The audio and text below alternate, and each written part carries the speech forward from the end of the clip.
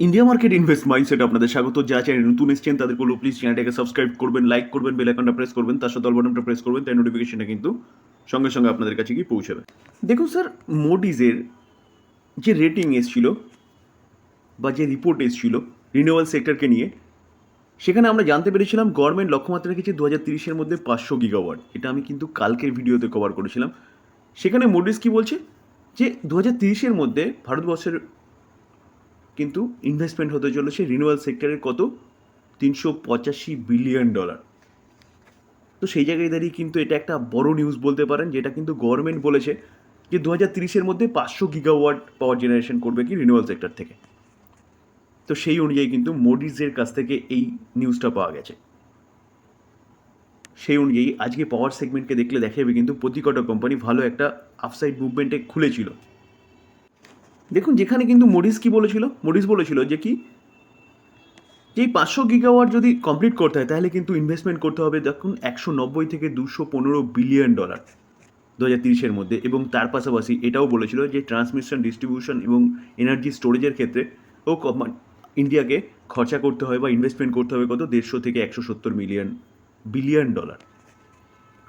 তো সেই জন্যই কিন্তু আজকে ভালো মুভমেন্ট দেখা গেছিলো পাওয়ার সেগমেন্টের প্রতি কটা কোম্পানির মধ্যে। স্যার, টাটা পাওয়ারকে দেখলে দেখা যাবে দেখুন আজকের দিনে ভালো গ্যাপ আপ ওপেনিং হয়েছিল, সেখান থেকে কিন্তু কন্টিনিউয়াসলি আপসাইড মুভমেন্ট দেখিয়েছে। তো মার্কেটের প্রেশারের জন্য কিন্তু কোম্পানিটা অবশেষে নিচে এসছে এবং 447-এ ক্লোজ দিয়েছে। আপনি যদি জেএসডব্লিউ এনার্জিকে দেখেন, সেটাও কিন্তু একই রকম শো করছে। ওপেন হয়েছিল গ্যাপ আপের পরে ওপরে উঠেছিল, সেখান থেকে মার্কেটের প্রেশারের জন্য অবশ্যই কোনো এক সময় লালে চলে গেছিলো, প্লাস পরে কিন্তু পজিটিভ একটা ক্লোজ দিয়েছে 0.65%। স্যার, এনএইচপিসিকে দেখলেও দেখা যাবে একই রকম জিনিস, যে গ্যাপ আপ ওপেনিং হয়েছিল এবং বেশ ভালোই চলছিল, তারপরে মার্কেটে প্রেশারের জন্য কিন্তু এই কোম্পানিটা অবশেষে নেগেটিভ ক্লোজ দিয়েছে। তো স্যার, বলার বিষয় হচ্ছে জিনিসটা মানে খবরের গুরুত্বটা বুঝুন এবং গুরুত্ব বুঝে আপনি কিন্তু রিনিউয়াল সেক্টরের কথা চিন্তাভাবনা করতে পারেন, যেখানে গভর্নমেন্ট কিন্তু লক্ষ্যমাত্রা রেখেছে 2030-এর মধ্যে 500 গিগাওয়াট। আর সেই লক্ষ্যমাত্রায় পৌঁছাতে গেলে কিন্তু এই ইনভেস্টমেন্ট তাকে করতে হবে, এরকমটা জানাচ্ছে কে, মুডিস তার রিপোর্টের মাধ্যমে। তো সেই জায়গায় দাঁড়িয়ে এই কোম্পানিগুলো রিনিউয়াল সেক্টরে, এই 3টে কোম্পানি না, শুধু যতগুলো কোম্পানি আছে, এসডিবিএন বলুন, আদানি পাওয়ার বলুন, টোরেন্ট পাওয়ার বলুন, কি সুজিলান এনার্জি বলুন, প্রতি কটা কোম্পানিকে কিন্তু কাজ করতে হবে। তো সেই জায়গায় দাঁড়িয়ে এই কোম্পানিগুলো কিন্তু আপনি আপনার রাডারে রাখতে পারেন। বিশেষ করে টাটা পাওয়ার। কেন? কারণ টাটা পাওয়ার শুধু রিনিউয়াল এনার্জি নিয়ে কাজ করছে না বা সোলার এনার্জি নিয়ে কাজ করছে না, কোম্পানিটা কিন্তু চার্জিং স্টেশন নিয়েও কাজ করছে, যেখানে কিন্তু ফিউচার ওরিয়েন্টেড দুটো সেগমেন্টে কোম্পানিটা বিজনেস করছে। স্যার, বাজাজ অটো সেগমেন্টের একটা ভালো কোম্পানি, টু হুইলার সেগমেন্টের বলতে পারেন, নাম্বার ওয়ান কোম্পানিও বলতে পারেন। যে কোম্পানিটা দেখুন কন্টিনিউয়াসলি ভালো পারফরমেন্স দেখাচ্ছে। কোম্পানিটা যখন 6,700 7,000-এর কাছাকাছি ছিল, তখন কোম্পানিটা কিন্তু বাইব্যাক কন্ডাক্ট করেছিল এবং তখন আমি বলেছিলাম এই কোম্পানিটা 10,000 পর্যন্ত যেতে পারে। তো দেখুন কোম্পানি কিন্তু বেশ ভালো মুভমেন্ট দেখিয়েছে লাস্ট এক বছরে 104%, মানে কোম্পানিটা কিন্তু ডবল বানিয়ে দিয়েছে। তো স্যার, এই কোম্পানিটিকে ভালো নিউজ পাওয়া যাচ্ছে, চলুন নিউজটা কী পাওয়া যাচ্ছে সেটা একটু দেখি। নিউজটা কি, বাজাজ অটো কিন্তু চেতাক, যেটা বাজাজের প্রথম জমানার স্কুটার ছিল, সে স্কুটার কাম আসতে চলেছে। চেতাক কত, 2901, ইলেকট্রিক বলতে পারেন স্কুটার। টু হুইলার সেগমেন্টে ইন্ডিয়ান কোম্পানি হিসেবে কিন্তু এই বাজাজ ওয়ার্ল্ডের 72টা দেশে হচ্ছে নিজের প্রোডাক্ট নিয়ে বিজনেস করছে। তো তার মধ্যে চেতাকের এই যে মডেল নাম্বার 2901, এটা কিন্তু ইলেকট্রিক স্কুটার জগতের একটা রেভলিউশন আনতে চলেছে। দেখুন কোম্পানিটার প্রাইস কত রাখা হচ্ছে, 95,908, এবং দেখলে দেখা যাবে দেখুন যে কোম্পানিটার স্পিডের কথা কি বলছে, স্পিড বলছে 63 কিমি পার আওয়ার। তো সেই জায়গায় দাঁড়িয়ে স্যার কোম্পানির কিন্তু বিজনেস আরও বাড়তে চলেছে। তো স্বাভাবিকভাবেই যদি কোম্পানির বিজনেস বাড়ে তাহলে কোম্পানির শেয়ারও বাড়বে এবং কোম্পানির বিজনেস বাড়লে কিন্তু ব্রোকিং হাউসগুলো কোম্পানির সম্বন্ধে পজিটিভ রেটিং দেয়।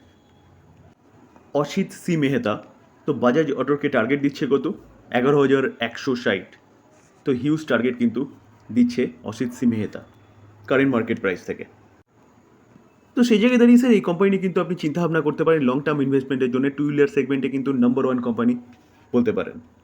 অরিয়েন্ট গ্রিন পাওয়ার, এই কোম্পানিটা কিন্তু প্রথম থেকেই রিনিউয়েবল এনার্জি নিয়ে কাজ করছে। দেখুন আজকের দিনে দেখলে দেখো এই কোম্পানিটা কিন্তু 1.06% একটা আপসাইড মুভমেন্ট দেখিয়েছে।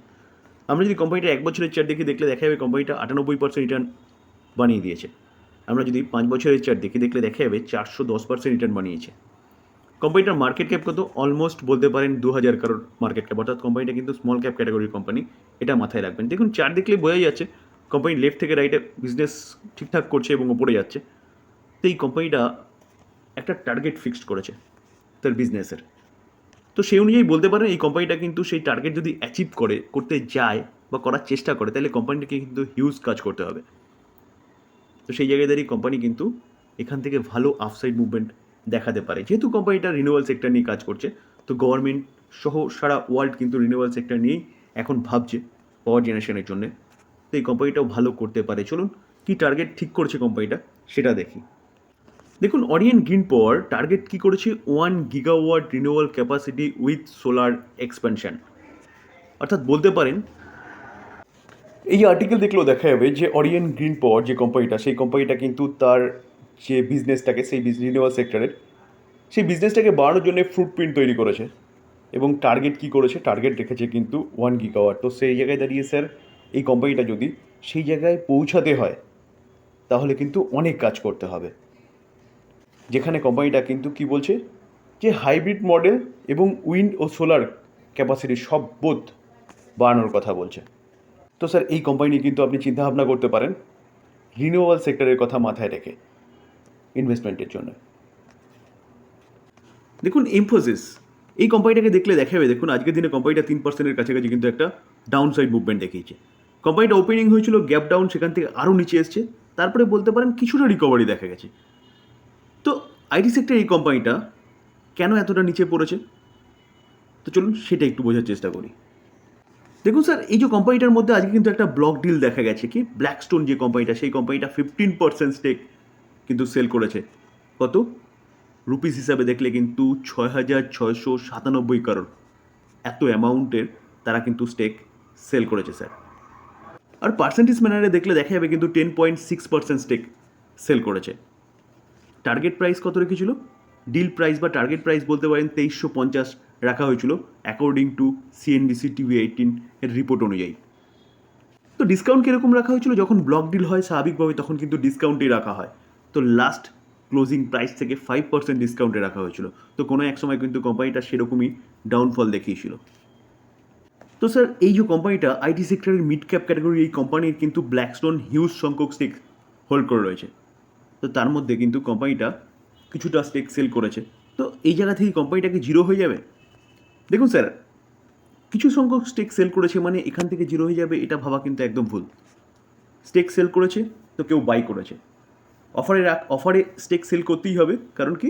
কারণ অফারে না রাখলে কিন্তু কেউ স্টেক বাই করবে না। কোম্পানিটা দেখুন কোনো এক সময় 5%-এর কাছাকাছি কিন্তু চলে এসেছিল নিচে, তারপরে আবার রিকভারি করেছে। কারণ কোম্পানির বিজনেস দেখতে হবে কি স্যার। আইটি সেক্টরের কোম্পানি কিছুটা ডাউন চলছে এখন আইটি সেক্টরের, তো সামনে কিন্তু ভালো সময় আসতে চলেছে। দেখুন আমরা যদি কোম্পানিটা রিটার্ন দেখলে দেখা যাবে, দেখুন 1 বছরে কোম্পানিটা 26% রিটার্ন দিয়েছে। ওকে, আমরা যদি কোম্পানিটার 5 বছর রিটার্ন দেখলে দেখা যাবে 150% রিটার্ন দিয়েছে। এবং 2021 যেই সময় থেকে ইনফ্লেশন, ইউক্রেন রাশিয়ার যুদ্ধ শুরু হয়েছিল সেই সময় থেকে কিন্তু কোম্পানিটা নিচে এসছে। এখন ভালো সময় কেন বললাম? কারণ রেট কাটের কথা কিন্তু শোনা যাচ্ছে চারদিক থেকে। তো যদি রেট কাট হতে থাকে তাহলে কিন্তু এই কোম্পানিগুলো রকেটের মতন উপরে ছুটবে, ধরাছোঁয়ার বাইরে চলে যাবে। তো আজকে কোম্পানিটা পড়ার পিছনে কারণ হচ্ছে ব্লক ডিল। তো ব্লক ডিল হওয়া মানে এই নয় যে কোম্পানিটা এখান থেকে শেষ হয়ে যাবে বা ধ্বংস হয়ে যাবে। পেটিএম দেখুন স্যার এই কোম্পানিটাকে দেখলে দেখা যাবে কিন্তু কোম্পানিটা আজকের দিনে 2%-এর উপরে একটা আপসাইড মুভমেন্ট দেখিয়েছে। ক্লোজিং হয়েছে কত? 389। তো কোম্পানিটা কিন্তু আজকের দিনেই 400 ক্রস করেছিল। তো কোনো এক সময় কোম্পানিটা দেখুন যদি আমরা হাই দেখি তাহলে দেখলে দেখা যাবে 414 আজকের দিনেই মেরেছে। তো আমরা যদি লাস্ট 5 দিন দেখি তাহলে দেখলে দেখা যাবে 5 দিনে কোম্পানিটা 8%-এর উপরে কিন্তু একটা আপসাইড মুভমেন্ট দেখিয়েছে। আমরা যদি 1 মাসে দেখলে দেখা যাবে দেখুন 13%-এর উপরে একটা আপসাইড মুভমেন্ট দেখিয়েছে। কিন্তু আমরা যখন 6 মাসের চার্ট দেখবো না, দেখলে দেখা যাবে 40% কোম্পানিটা কিন্তু ডাউনফল হয়েছে। আমরা 1 বছরের চার্ট দেখতে পারবো 52%, এবং সেটা যদি আরেকটু বেশি দেখি তাহলে দেখলে দেখা যাবে 75% ডাউন সাইড মুভমেন্ট দেখিয়েছে। তো স্যার কিছুটা ভালো উঠছে মানে এই নয় যে এই কোম্পানি নিয়ে চিন্তাভাবনা করতে থাকবো। দেখুন অনেকে কমেন্টসে লিখছেন বলে তাই জন্য কিন্তু কোম্পানিটা নিয়ে আলোচনা করছি। কোম্পানিটা যা বিজনেস করতো, বিজনেস কিন্তু প্রায় ধ্বংস হয়ে গেছে বলতে পারেন। কারণ পেটিএম পেমেন্ট ব্যাঙ্ক আরবিআই থেকে ব্যান্ড হয়ে গেছে। কোম্পানিটা যে ইউপিআই বিজনেস ছিল বা ওয়ালেট বিজনেস ছিল, সেই বিজনেসটাও কিন্তু এখন অনেকটা কমে গেছে এবং এখান থেকে কাস্টমাররা সব কোথায় গেছে? ফোনপে গেছে, গুগল পেতে চলে গেছে। তো সেই জায়গায় দাঁড়িয়ে বিজনেস কিন্তু বলতে পারেন প্রায় শেষ। তো অস্ত যেতে থাকা কোম্পানির মধ্যে না গিয়ে ভালো ভালো অনেক বেটার কোম্পানি রয়েছে, সেই কোম্পানি নিয়ে চিন্তাভাবনা করুন। কোম্পানি ভ্যালুয়েশন অনেক নিচে নেমে গেছে বা কোম্পানি অনেক নিচে ট্রেড করছে মানে এই নয় যে এই কোম্পানি ভালো হয়ে গেছে। আমি সবসময় বলি যে কোনো কোম্পানিতে যাওয়ার আগে কিন্তু স্যার কোম্পানির বিজনেস দেখবেন, কারণ বিজনেসই হচ্ছে কোম্পানিটার সম্বন্ধে শেষ কথা বলবে। তো এই যে কোম্পানিটার বিজনেস কিন্তু তেমন কিচ্ছু নেই বর্তমানে। তো সেই জায়গায় দাঁড়িয়ে এর থেকে অনেক বেটার কোম্পানি মার্কেটে রয়েছে, সেগুলো নিয়ে চিন্তাভাবনা করুন। এই ছিল আমার ওপিনিয়ন। এবার থিঙ্কিং আপনার, যে আপনি কী করবেন। আলোচনা এই পর্যন্ত। যদি আলোচনা ভালো লাগে, যারা চ্যানেল নতুন এসেছেন তাদেরগুলো প্লিজ চ্যানেলটাকে সাবস্ক্রাইব করবেন, লাইক করবেন, বেল আইকনটা প্রেস করবেন, তার সাথে অল বাটনটা প্রেস করবেন, তাই নোটিফিকেশনটা কিন্তু সঙ্গে সঙ্গে আপনাদের কাছে গিয়ে পৌঁছাবে। থ্যাংক ইউ, ভালো থাকবেন।